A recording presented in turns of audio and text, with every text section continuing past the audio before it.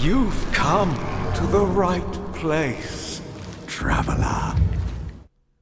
Alright lads, welcome back to the channel. We finally have the Last Epoch Season 2 patch notes dropped yesterday afternoon, and it's a long one as expected, over 100 pages of things to go through. We had a very good reading stream and we went through everything. We're still going through more information into the Last Epoch tools, new affixes and such things because it has been updated. So we're gonna be starting theory crafting, league starters, etc, all the good things about the new patch. We're gonna have more videos on the channel about a few deep dives that I want to do on some of the new systems, so that I can explain to everyone with more details how they work and how you should be trying to get your progress on your league starter. I'm gonna try and make this a little bit short. Hopefully I'm gonna be successful on that, but if you do like the video, hit the like button, subscribe to the channel for more content, as it greatly helps me. And of course, do drop your comments and let me know how what you think about the patch notes, and if you have any questions about them, I'm always reading all the comments and try to answer into all of them. Now let's get started with the endgame itemization and crafting. This is the huge thing that we are getting through Woven Echoes this time around with the new season. So we have idol enchantment. All class idols can be enchanted. The enchantment, the Woven Enchanter, is being found after you completed a tomb, which is a side area that you will find on your echoes, even on your normal monoliths, and on your after you clear cemeteries. The first time that you enchant your class idols, they will be transformed into heretical idols with an extra enchantment, and some Weaver's Wheel that can then tier up those extra enchantments. They can have up to 2 extra enchantments on your idols.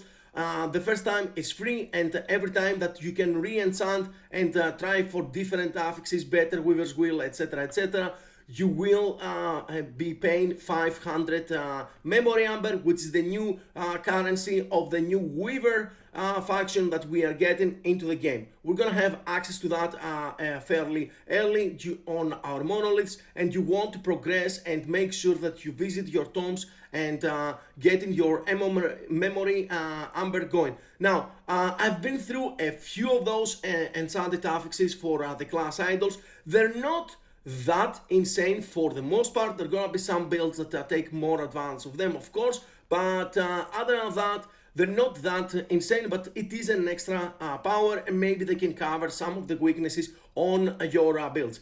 Next we have set reforging. We already know that. I have a set Shard affix video already out, how they work, what do you expect from them, and how you can do that. There is a special Woven Echoes that you go after you clear it into a new machine, and then you shard all of your set items there to get the set shard affixes. Most of the affixes are not that amazing, but there are a few exceptions that are very strong. The Invoker's Ring is one of them. It gets fire damage over time and chance to ignite, for example, as a hybrid affix on your rings. So there are some that will offer some builds a lot of power, and maybe even open up new possibilities.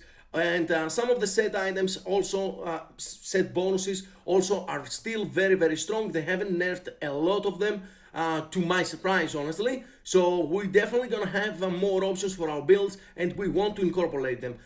Quick little note about the set shard affixes. Once you craft them into your items, you can actually seal them. So if it's a set shard affix that you only want for the set bonus, you can seal it at tier 1 guarantee, and just craft the rest of your item however you want. Maybe you want to add experimental affixes, maybe you want to do other things. Of course, that is not possible if it's a champion affix, because those are sealed, but you can still craft set shard affixes on your champion affix items, which is a new type of item as well. Legendary potential rerolling. This is a machine that is gonna have more specific uses. You put your LP uniques in here, and they have a small chance of them getting more legendary potential, but most likely they will be going down to 0 legendary potential, and then you can get them back into the Nemesis for better chances. So this is a system for some uniques, maybe Twist Heart of Eucharos, maybe some more rare uniques that you have 1 LP, you might want to try for extra if you get lucky. Otherwise, you just downgrade them, and then you are trying them in the Nemesis system once again. We also have unique legendary and set affix rerolling right here. This is a new type of Woven Echo as well. Here you can reroll the implicits and the affixes of the unique by sacrificing another unique item with the same legendary potential or legendary affixes. So you can use 3 LP volatile eyes, and you can sacrifice a failed 3 LP slam volatile eyes with 3 legendary affixes, and then you will be re-rolling the affixes of the item. This does not re-roll legendary potential, but you can also re-roll a legendary item after you slammed it and you are successful. You can just use a 2 LP, for example, if it's a 2 LP slam, etc, etc. So we have one of the most amazing things here that I love. Swap attribute affixes. It only costs 1 fortune potential, and on any item you can actually swap your attribute for what exactly you want. And this also bypasses the class restrictions. So if you want a mage body armor with attunement this time around, you can actually swap your intelligence, your dexterity, your vitality into attunement, for example. So this can bypass the class restrictions. It's a very good system. Any good item that you pick up, if it doesn't have the correct attribute, you can actually swap it and get it going. It only costs 1 FP, which is very, very good. We have the experimental item crafting, Rune of Research, and Glyph of Insight. They're both gone. They're getting removed from the game, right? And we are getting this thaumaturgy device that you can find on a Woven Echo. You need to have 2 prefixes on an item for it to work here. Of course, boots, gloves, or belt. We do have some changes. For example, the volatile zombie on belt is gone entirely, and now we have experimental B on potion use. This can be useful in some cases if you want minions to die to enable some effects. For example, Apogee of Frozen Light is one of the best ones for this system, but you will be able to choose which experimental affix you want to craft based on the prefix, on the 2 prefix tiers. You will be getting an appropriate tier of the experimental affix as well, up to tier 5. So you cannot craft tier 6 or tier 7. Those can be done with the new Rune of Havoc, or maybe, of course, if you drop them from Exile Mages. And we're gonna have this particular Woven Echo has a lot of Exile Mages, especially if you are playing Circle of Fortune. You're gonna be dropping a lot more experimental items a lot faster this time around, so you will be able to farm them a little bit more consistently. We have 3 new crafting materials. We have gone through them plenty of time. Rune of Havoc is it shuffles the tier of non-sealed affix on exiled items with 4 non-sealed tiers. It's gonna be very, very good, as I said, for experimental affixes. For the set shard affixes that we are getting, you can Rune of Havoc those into tier 6 or tier 7, for example. Definitely a lot of usages here. I'm a little bit curious if we have a short fortune potential cost for those, because it's still, casino, it's still randomly shuffled, so you might need multiple times. Of course, Nemesis Exalt items, for example, have a lot more fortune potential and a lot more chances there to get exactly what you want. Rune of Redemption is a little bit more difficult. Randomly change the exalted affix on an item. I think this is prime for either for Nemesis items, especially because they very often they come with 2 or 3 exalted affixes. but sometimes you're missing the best one. Like you might have 3 exalted affixes, but your life or your strength is not the exalted one that you want. With this one, you can read all the exalted affixes and actually get exactly what you want. We'll see how that's gonna pan out in the long run. And we get the Rune of Weaving. Excuse me. So, Rune of Weaving. This is a wheel basically transforming a part of your Weaver's wheel and Weaver's stats from the idols into affixes without you needing killing monsters and stuff like that. So you can use it on your Weaver's Wheel items and on the new idols to see exactly what kind of affix you are getting. If you like it, you keep going. If you don't like it, you just throw it and you go into the next. And we have the biggest change when it comes to crafting and our progression, especially early on, because it's gonna make things a lot easier. Eternity cast adjustments. So all of the unique items that you're slamming in the Eternity cast after you kill Jura at tier 2 and higher difficulty, you will be able to select a guarantee affix to hit here. So one of them is gonna be guaranteed. 1 LP slams are basically 100%. You're getting what you want. So very, very amazing change right there. And there is also a small chance for these to crit. So if you're slamming 1 LP items, for example, or 2 LP items, there is a small chance for them to crit and actually acquire even more affixes from the item that you're sacrificing. Keep that in mind. Also, very, very important for Circle of Fortune players, the rank on Circle of Fortune that give you extra chance for a legendary potential items actually affects this crit chance, and it's increasing it because the critical success chance is based upon the how common, let's say, is an item, a unique item, to get more than the legendary potential that you have right here. If you are, for example, slamming 1 LP Volatile Eyes, which has a very low effective level for legendary potential, there is a much higher chances of getting a crit success and getting more affixes than, let's say, a Red Ring, for example, right? So yeah, all of those are gonna be fantastic systems. The endgame itemization is gonna be amazing. We are also getting champion enemies that they're gonna be dropping specialized champion affixes. We're gonna talk about them in just a little bit.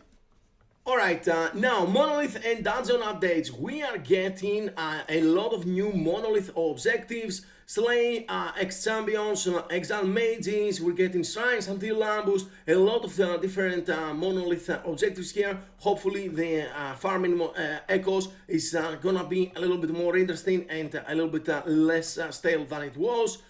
We are also getting those cocooned items, which they're basically unique items, just cocooned, and when you're opening them you are getting this kind of unique item. If it's a cocooned ring, you will get a unique ring, and it also has higher chances for legendary potential on those items. We are getting shared Monolith timeline unlocks for your next character, so a lot of easier progression there for your secondary characters. And Shadow of Orobis is getting some buffs and nerfs, generally speaking. Early on, it's gonna have a little bit less health and less damage baseline, so it's gonna be a little bit easier when you're doing your progression for the Harbinger, but yeah, it's gonna be a little bit more damage before level 100. Arena Echo changes, we're getting finally some nice quality of life changes on the Arena Echoes. Random champion spawns at the end of the arena is probably the best thing that we can do, because champions drop specific champion affix item based on the type of the champion enemy that you're fighting. So you can maybe target farm a little bit based on what kind of timelines you're farming as well. Like a Scorpion is gonna have a specific belt that it's dropping, another is gonna have a specific amulet that it's dropping, and you know, those champion affixes can really boost and elevate your builds. You kind of want to target farm them as well. Arena monsters, they're gonna be coming to you a little bit faster, so, and the waves are a lot less now, so you are going to be going through your arenas a lot faster. And there are also ways of boosting your arenas through the Weaver tree. Spire changes. This is a fantastic change right here. So basically, spires will not be firing at you at any moment when you're doing your echoes. They will only be firing at you when you are inside the range, which is very limited now. It's a small circle. There is a Spire Guardian there. The spires are going to be immune to damage. You kill the Guardian and then you can kill the Spire. So whenever you're doing Nemesis, and you're interacting with your inventory, the spires will not be firing at you and killing you while you are thinking which item you're gonna be putting in the Forgotten Egg, etc, etc. Fantastic change. I'm really in love with this one in particular. Death and Loot Repair Systems, this is just a quality of life. When you die in an echo, items on a small area, they're gonna be teleported to you on the area that you're getting teleported after you died. And yeah, we have a couple of extra changes. Let's actually jump into the dungeon changes as well. We're getting the key charms, portal charms, and scale charms. Those are the two types.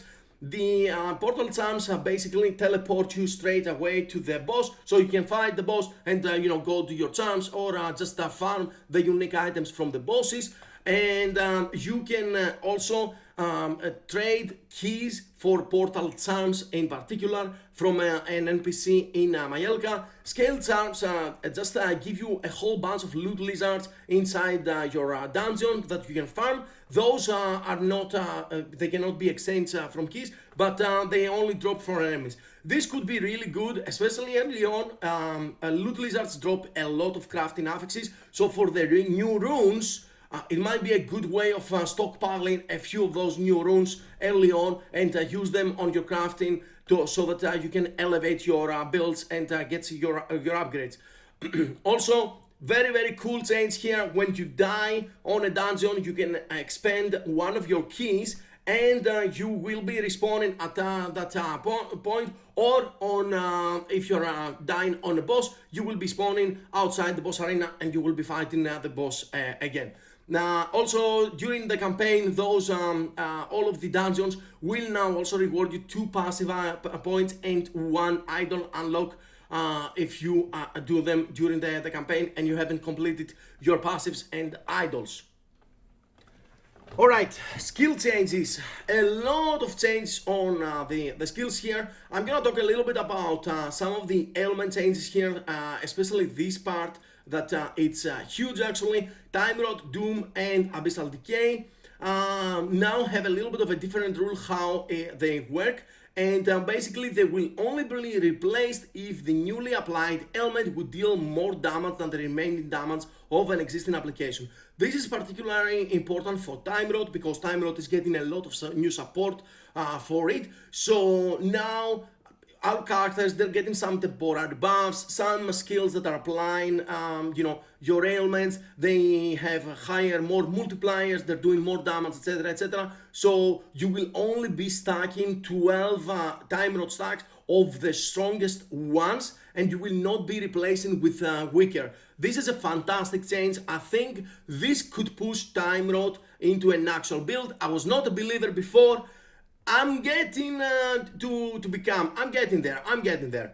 Evade gets a nice quality of life changes, nothing too insane, but you will be able to go instacast abilities can be used during Evade now, and some other bug fixes so that it's smoother and you don't get stuck, etc, etc. We're getting a lot of bug fixes all across the board in general, on the movement skills, on minions, and yeah, a lot of different things. But the most important part is coming right here, the Sentinel rework. Now, when it comes to the Sentinel rework, passives, we are not getting a lot of things on the main Sentinel passive tree. Unfortunately, I thought it could use a little bit of love on some of them, to be fair. A small nerf on the health regeneration, but that's about it. Forge Guard is getting the Forge Master's Might, so you can use two-handed sword, axe, mace, or spear with a shield, with some penalties, of course. 20% less damage, 10% less attack and cast speed, and your haste now grants you 10% block chance. So yeah, this is a specific Force Guard passive. You cannot get it on any other tree. Now, when it comes to the Paladin and the Void Knight tree, we are getting some incredible changes, especially on the Paladin tree. We are getting some more penetration. The Paladin tree is getting the master bonus being 1.5% more damage per 10 remaining health. So 100% health, you have 15% more damage, fire line and physical. So yeah, very, very strong right there. And we are getting a lot of defensive layers. Paladin in particular is getting electrify support quite a bit, and a lot of ignite support as well. So we're gonna have definitely some ignite builds popping off right there. And also we're getting some bleed duration, thresholds. There are so many things. We cannot talk specifically about each one of them, but you will see them on the league starters that I will be posting in the next few days for sure. But yeah, Void Knight as well is getting even more life, like 10% extra increased life now on the passive tree, on top of the previous changes that we had in 1.1. And same here, we're getting a lot of threshold bonuses that we're missing. Void Knight actually gets some really nice less damage taken nodes also on thresholds. Void Knight looks really strong as well. We're gonna have even tankier Void Knights than before, and some of the most successful builds that I had on the previous league were Void Knights as well. Played two different ones at level 100. I am looking forward into cooking new things. Now, when it comes to the skills though, Volatile Reversal, we already know it's getting reworked. It's gonna be a melee attack that you can use. It has some really nice things that like teleporting all your Divine Orbs on you, etc, etc. We'll see how useful Volatile Reversal is gonna be. For the time being, it doesn't really strike me as something that we're gonna be using on a lot of builds. It's probably gonna be like a little bit more of a niche situation, which is not a bad thing per se. Now, Abyssal Legos, a couple of very much bug fixes on long-standing bugs with nether braids as well, which is really good. Other than that, Abyssal Legos anomaly, no changes pretty much. Devouring Orb is probably the winner when it comes to skills. It's getting new functionality, it's doing damage over time around you. You get to automate your Devouring Orb casts now as well while you're moving. So I'm definitely very interesting. I love Devouring Orb, is one of my favorite skills in the game, and I haven't been able to play a build to my liking, so we're definitely gonna be doing something with Devouring Orb this season, I can promise you that. Erasing Strike gets a couple of different buffs and changes. The main change is Obliteration here. We are losing the melee flat damage that you have, and we're getting 10% more damage here. Now that means that you do need to compensate a little bit on the flat, because you're losing 30 melee void flat, which is a lot. The flat from the Void Knight passive tree is getting a little bit buffed. It still doesn't compensate though. And other than that, we are getting a lot higher time rot chance on the Rifts of Decay. This is important because you do get more damage on your Erasing Strike on targets with 12 stacks of Time Rot, so this will be happening a lot faster now. You need to grab 2 points minimum on Rift of Decay, so you're gonna have 200% chance, and that means at least 2 Time Rot per hit. So very fast stack on your Time Rot, and so that you can get your more damage multiplier. Force Strike, to my disappointment, is not really getting what it deserved, not gonna lie. I was hoping that they finally will make a couple of changes on Force Strike and Forged Weapons in particular, but yeah, a couple of extra more multipliers here and there, but nothing too insane, unfortunately. Hammer Throw, also nothing too insane. They're touching the left bottom side of the tree that we are not really using with the ricochet and stuff like that. I'm not sure if that's gonna make you know, Hammer Throw going that way in general, but Hammer Throw was already too strong. I don't think it needed buffs. I am a little bit disappointed that Disintegrating Aura from the Hammer Throw and some other sub-skills from the Sentinel in general, they are not getting any buffs, any numerical changes, unfortunately. So yeah, that's a little bit bummer. To compensate for the Volatile Reversal, I think that would have been appropriate, but no. Healing Hands, no changes, couple of bug fixes. Holy Aura, pretty much no changes, but a couple of nice things though. You're getting a nice Ignite chance and Electrify chance on some of the nodes. You will be able to stack like 120, 150% Ignite chance and Electrify chance based on your Holy Aura. Excuse me, that was on symbols. But yeah, you're getting a little bit more support on Ignite and Electrify. That's happening all around on Paladin builds. So yeah, that's very, very nice. In general, other than that, Holy Aura is not really changing. It's already one of the most powerful skills in the game, so no problem there. Javelin, definitely one of the skills that I want to experiment a lot this time around. A little bit extra damage effectiveness. We have some changes on the tree and how nodes are being connected. The big thing about Javelin is Divine Fury can actually combine with Siege Barrage. So yeah, we are going to be raining javelins from the sky and do a lot of damage with them, hopefully. Definitely one of the builds that I'm keen on theory crafting.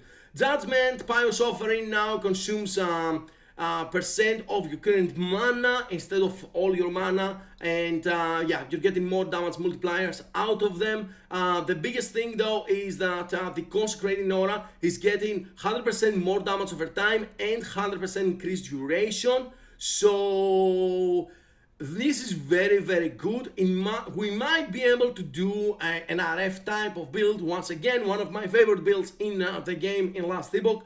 I'm not sure, it has been a little bit weak the last couple of seasons, but we're gonna find out in the new patch. Lance, a couple of changes, but nothing too insane. I was hoping that they would make Lance a proper movement skill, but no, not really. Multi-Strike is receiving big changes though, and I think it's gonna be very, very strong. You can use it to get forged weapons a lot easier now, and for broken smites and things like that, Multi-Strike is gonna be a lot stronger than before. And also with the Bladestorm being reworked, you might be able to have a lot of extra hits on single target enemies as long as you can sustain the mana that they're consuming so that they can hit once again.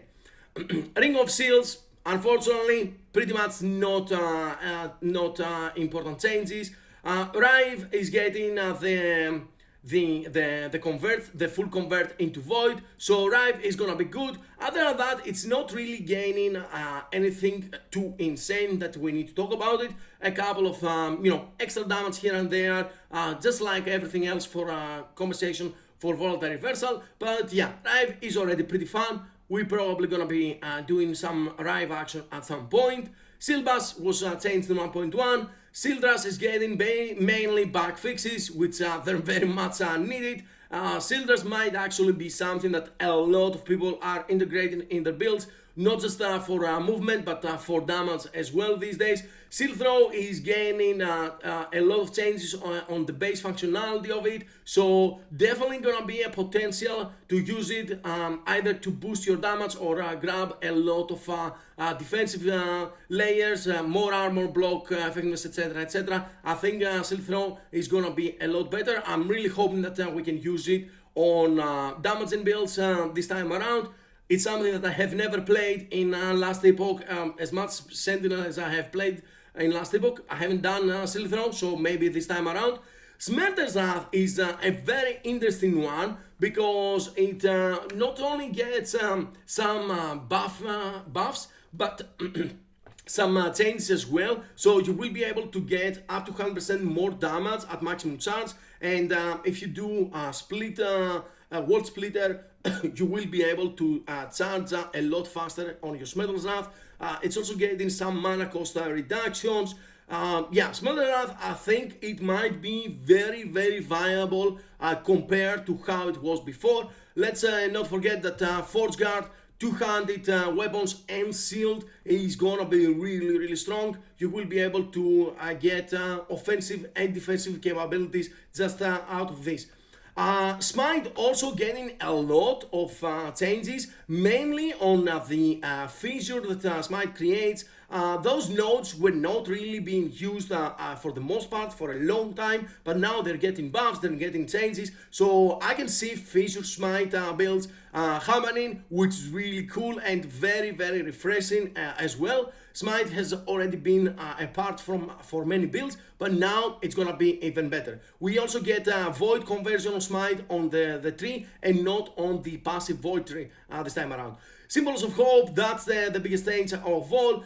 You don't need to cast your sigils for them to stack up. Now they're coming every 2 seconds, and you can make them even faster through the passive tree. When you're pressing your Symbol of Hope, you will be consuming the charge that you have, and you will be taking 5% less damage per symbol, which is really good. A little bit of ward as well. So yeah, a lot of changes on Symbols of Hope. It's gonna be pretty much a part of every Sentinel build, I wanna say, this time around.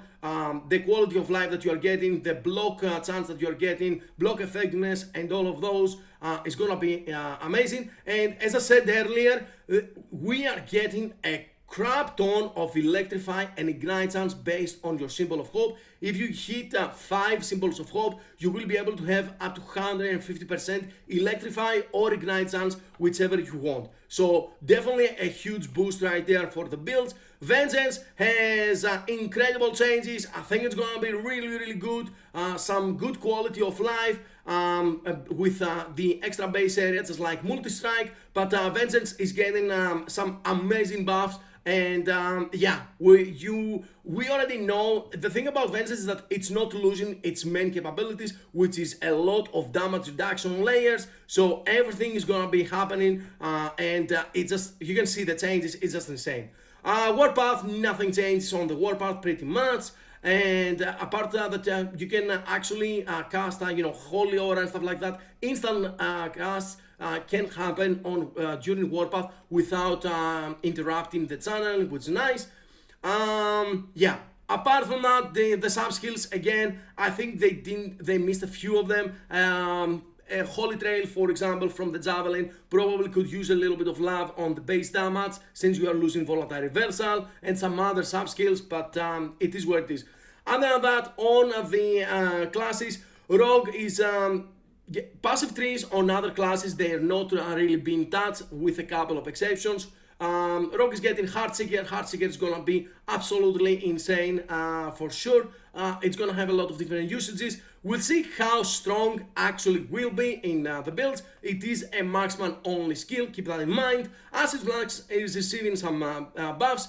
Aerial Assault, Ballista, Cinder Strike are getting not Cinder Strike, those two are getting some nerfs. Cinder Strike, a couple of buffs. Dark Quiver, some quality of life. You can now have 3 black arrows at once, so you don't need to pick them up and expect them. You pick them up and expect them all the time, so very much good quality of life.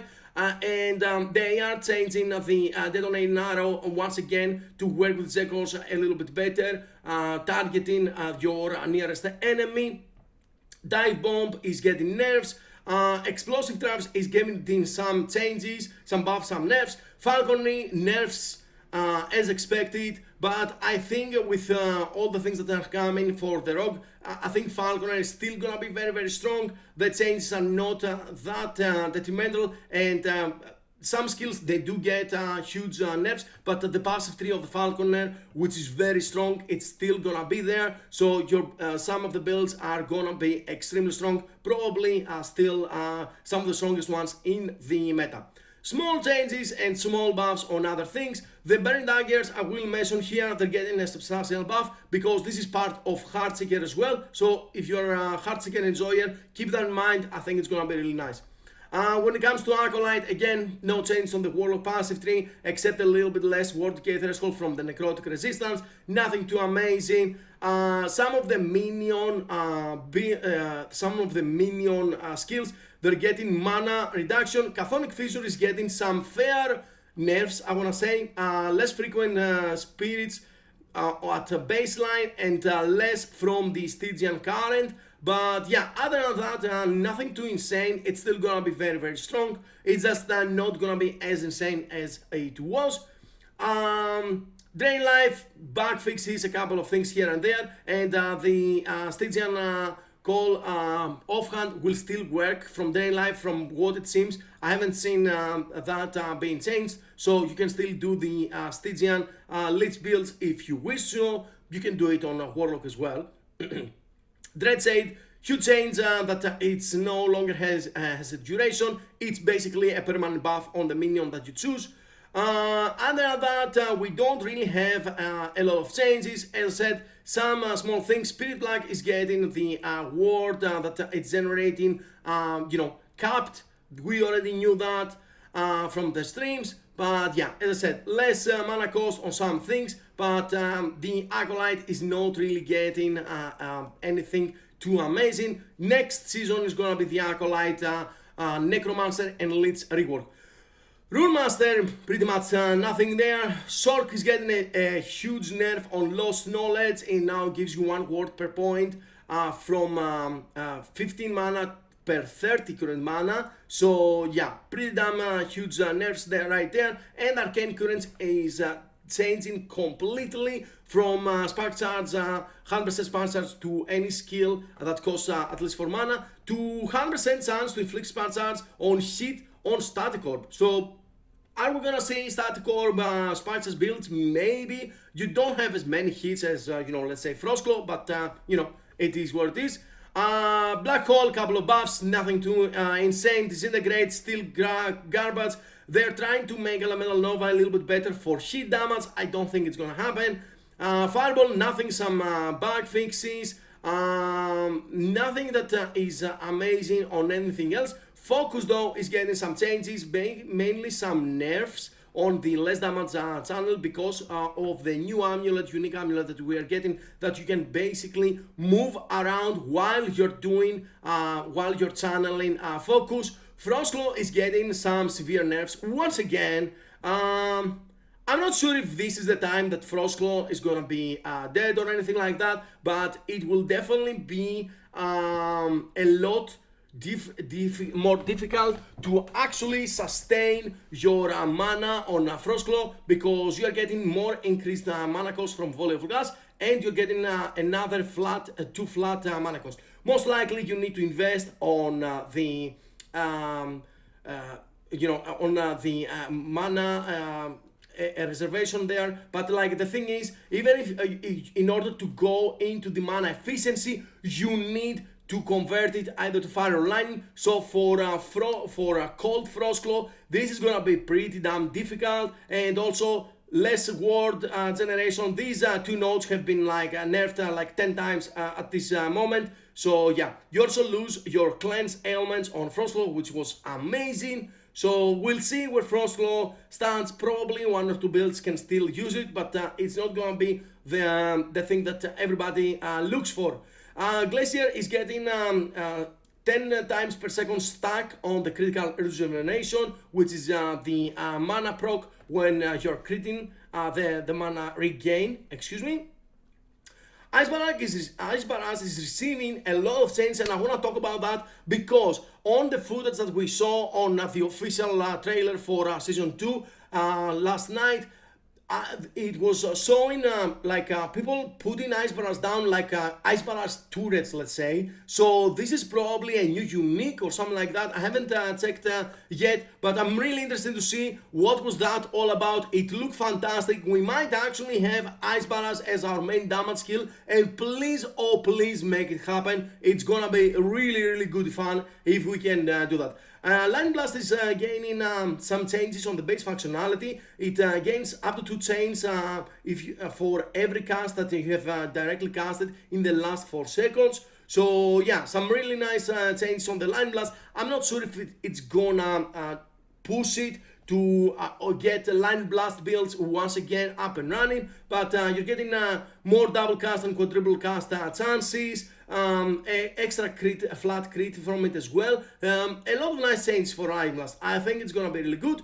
Meteor is getting some buffs on the damage effectiveness, And then we have the distraction of Harbinger of Stars when it comes to the short builds for Meteor, because everything that grants extra meteors on the passive on the skill tree basically is only on direct cast and not from procs like the Harbinger of Stars. You do get a little bit less mana cost. I don't think Meteor is gonna see a lot of play when it comes to main damage, mainly for just utility as it was, unfortunately. Runic Evocation, to my sadness, no changes at all. Sunstrike, a couple of nice small buffs, but nothing too excited. Now, Static Orb. Static is gaining a few changes and some buffs, but most importantly, they're making it work with the unique pair of gloves, Abyssal Rite, whatever it is that it's called. I've seen Perry the Pig trying to build like almost 2 years ago, and this time around might actually work because it was bugged. So this is kind of cool. We might see some static builds, who knows. Static Orb though, very much needed nerfs. So 1% more orb hit damage per mana cost from 2, so 50% less damage there, and you also get the traditional cap on the mana cost that you can get from the mana charts. So it can only grant up to 100 additional mana cost from this effect, from no limit. This is a little bit unfortunate. I'm not sure where Static Orb is gonna stand. I think it can still be strong, probably with a lot better gear, but we're gonna find out in during the patch.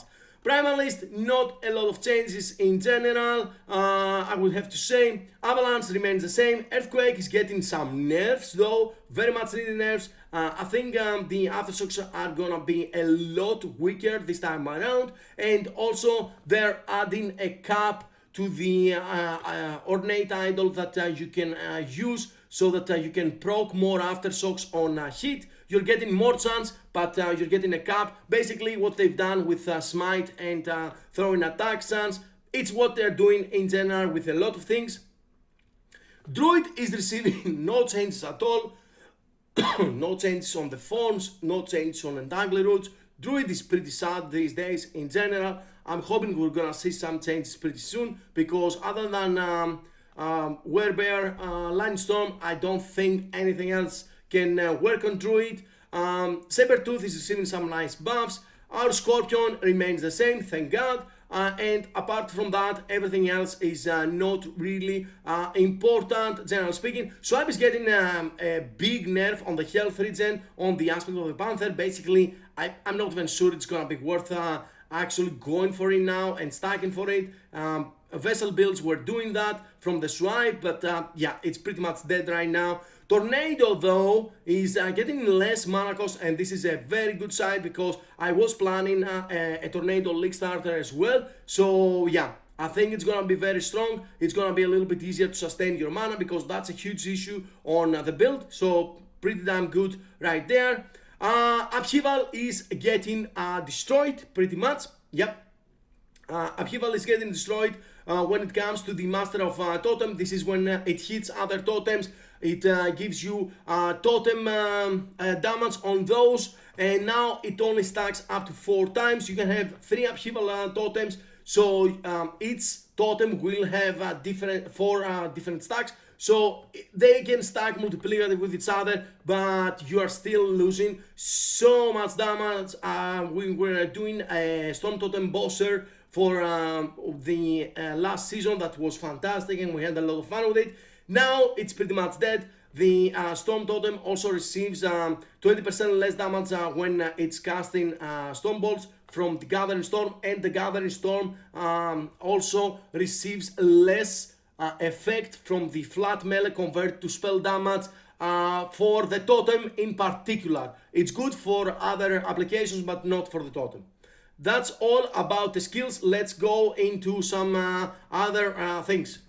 Alright, let's get through the last part of this TLDR here. We have some pretty huge changes when it comes to the loot and enemy rarity. So basically magic and rare monsters, they're gonna be dropping a lot more items, but wild monsters not as much anymore. They're also receiving some change on their life, so they're gonna be a little bit tougher, but they're gonna be dropping more loot as well. Loot lizards, 45 seconds to flee from 40. And those are the change on the magic enemy and rare enemies in general. So a little bit more damage, a little bit more health, actually quite a bit more health in some cases. The player health and war changes, we already knew about them. I want to talk about a few though that are pretty important. War retention from intelligence is becoming 2% from 4. Very strong change right there, and pretty big nerf that I'm not really a fan of, but it is what it is. Now we're getting ward decay threshold and ward per second on rings and amulet. That's a new hybrid affix. We're getting added health and health regen on rings and relics. Another hybrid affix. Crit avoidance is actually getting a flat dodge rating on it, which is really nice. Most builds want to go for fortification, so you also get flat armor along with your crit avoidance. But builds that don't really care about armor, they can build up crit avoidance and flat dodge rating, which is really nice. I really like that change. It's really good. And also the dodge rating blessing is getting buffed, and the crit avoidance blessing also receives a little bit of flat dodge rating. Very, very good. The health affixes, they're gonna be a little bit higher, as you can see here. More in particular, the tier 5 now rolls a lot higher than it used to, so the average is gonna be a little bit better, and the tier 7 as well.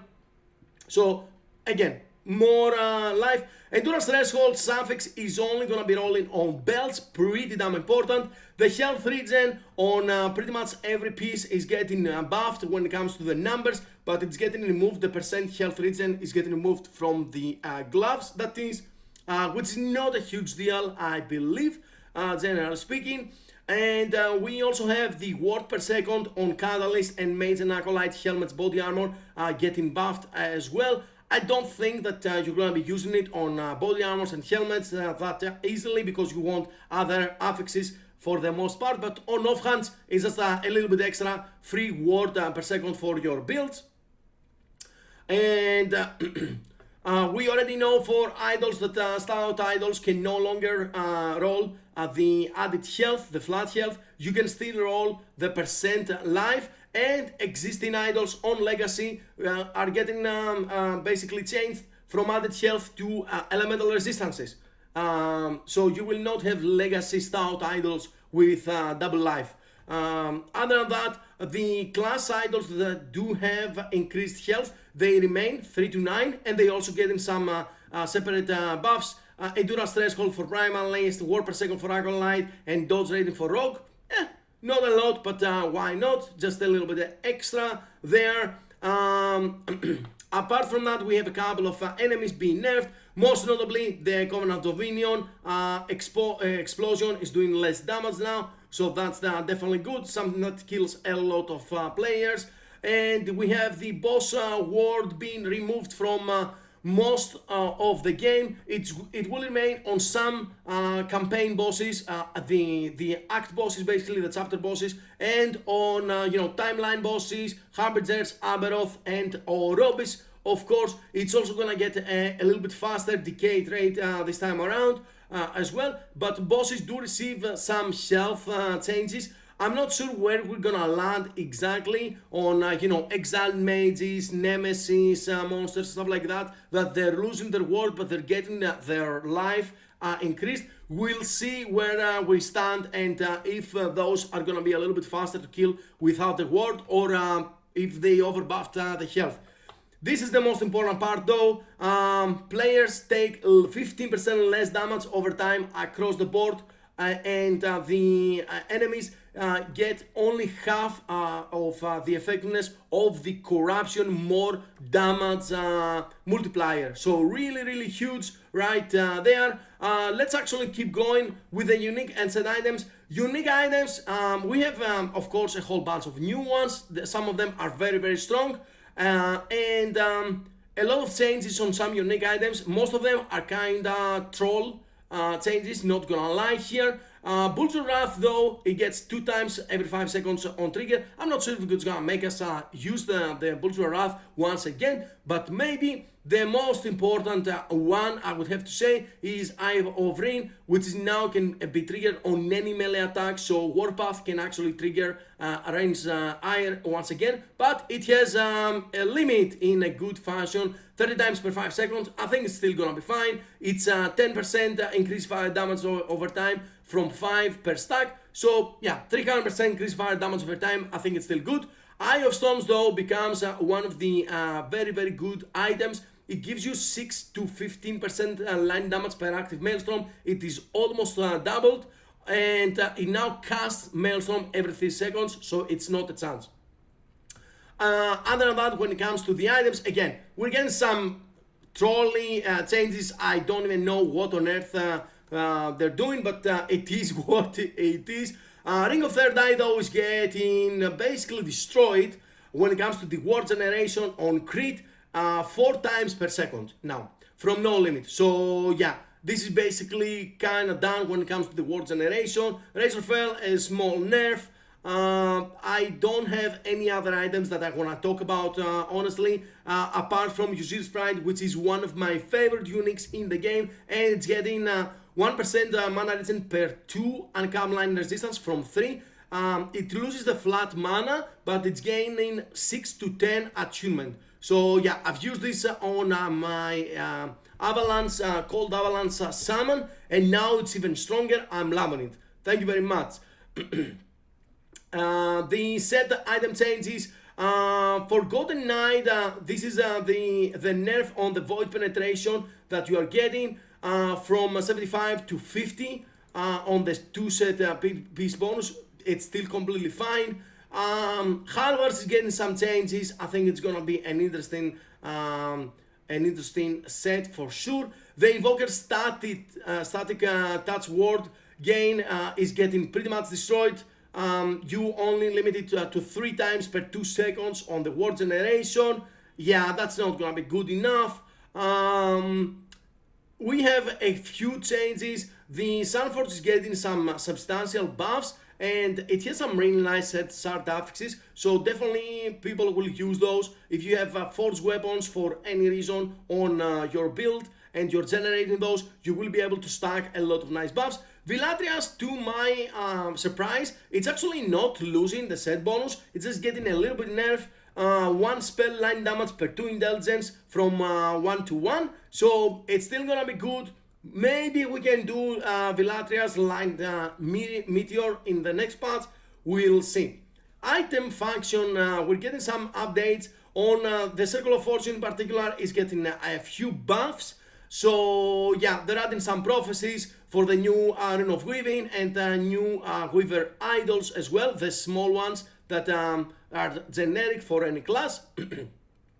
We have some lens balancing as well, very much needed balances on the lenses that basically increase your chances for specific item types of prophecies and stuff like that. A couple of changes on the block ones, but nothing too insane. I think Circle of Fortune is gonna be even stronger than before, especially when it stacks with Weaver 3 and the bonus is there. Now, when it comes to the Merchants Guild, the Bazaar, first of all, we have a minimum listing price of 500 gold, which is completely fine, but there is now 15% price tax that the buyer will pay. So, as you can see here, if you list an item for 1 million gold, the person that purchased that is gonna pay 1,150,000 gold, right? So basically they're trying to combat the inflation. I'm not sure if this is the way to do it, but in order to avoid any weird shenanigans, they do remove direct play-to-play trade that is very much needed. This was being used for RMT, so very good there to actually remove it. It was a huge problem on the economy, and now it might be fully eliminated, or at least to a good degree eliminated, so I'm really glad that they're doing that. Other than that, I'm not sure how I feel about these price tags. We need to play and see how it feels. I'm gonna be starting Merchants Guild and probably gonna be doing some Circle of Fortune things after that. I think that is everything that I want to talk about here. Some quality of life changes, a lot of quality of life changes. We know that Mastery Respec, you can see the cost here for the Mastery Respec is going up based on your character level. 1 million at level 100, that's pretty substantial for Circle of Fortune, especially nothing for MG though.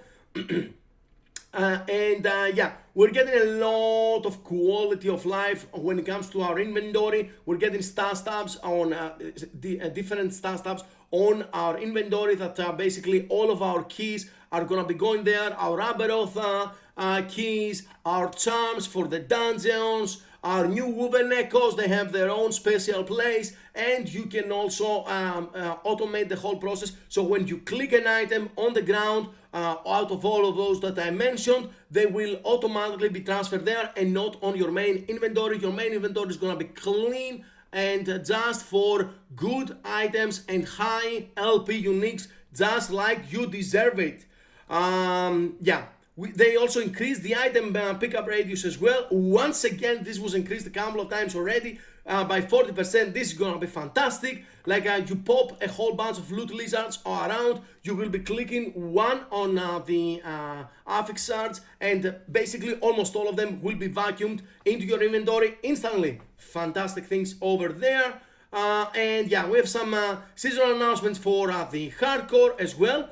Something that I want to talk about is that we are also getting some new commands. That's pretty cool. I want to mention it here real quick before we close up the video, because we didn't have those in the game so far, but now they're adding /death to see your deaths, for example. Those are gonna be a little bit fun. You can see them here. /corruption to see the max corruption, echoes, arena or waves to see your max arena waves completed on your character. So yeah, some cool things over here. Nothing too insane, but just fun things, right? A lot of quality of life is going in Last Epoch. And with that being said, thank you very much for watching. If you are still here, do appreciate you very much. I will catch you on the next video. Bye bye.